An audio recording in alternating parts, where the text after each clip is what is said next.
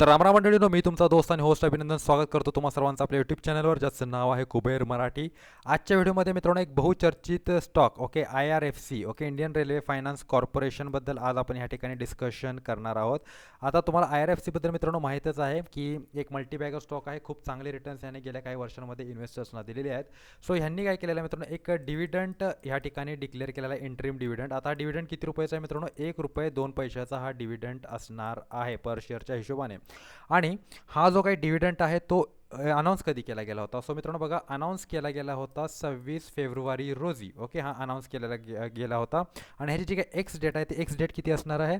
13 मार्च. म्हणजे जर 13 मार्चच्या अगोदर तुमच्या डीमॅट अकाउंटमध्ये स्टॉक्स असतील, सो तुम्ही ह्या डिव्हिडंडसाठी मित्रांनो काय असणार आहात? इलिजिबल असणार आहात.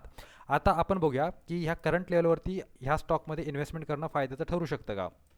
सो मित्रांनो बघा, जसं की तुम्हाला माहितीच आहे, इंडियन रेल्वे फायनान्स कॉर्पोरेशन आता जे करंट प्राईस चालू आहे ₹99.10 चालू आहे. एक वेळ होती मित्रांनो ज्यावेळेला ह्या स्टॉकने काय केला होता, एक चांगला हाय बनवलेला होता, साधारणतः किती रुपयांचा? ₹217.43. तेव्हापासून हा स्टॉक घसरत घसरत आला आणि आता सध्या जर तुम्ही बघितलं तर टॉपपासून 54% घसरण आपल्याला ह्या स्टॉकमध्ये ऑलरेडी दिसत आहे. सो अर्थातच एक PSU कंपनी आहे मित्रांनो, आणि PSU कंपनी म्हटलं की अशी व्हॉलॅटिलिटी ही असणारच. एक बऱ्याचसाच काळ हे स्टॉक काय राहतात, एका साईडवेज रेंजमध्ये राहतात आणि त्यानंतर एकदमच बस्ट होतात आणि चांगले रिटर्न्स आपल्याला देतात.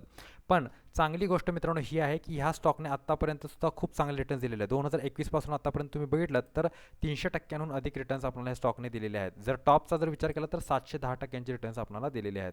आणि व्हॅल्युएशन जर तुम्ही बघितलं मित्रांनो, सध्याचं व्हॅल्युएशन अत्यंत अट्रॅक्टिव्ह वाटते मला. कारण बघा, 1,29,103 करोडचं मार्केट कॅपिटलायझेशन आहे. म्हणजे कंपनी काय मित्रांनो, एक लार्ज कॅप कंपनी बनलेली आहे. ओके, आणि लार्ज कॅप कंपनी असताना सुद्धा ह्याचा जो PE आहे, प्राईस टू अर्निंग रेशो, फक्त ₹18.40 आहे.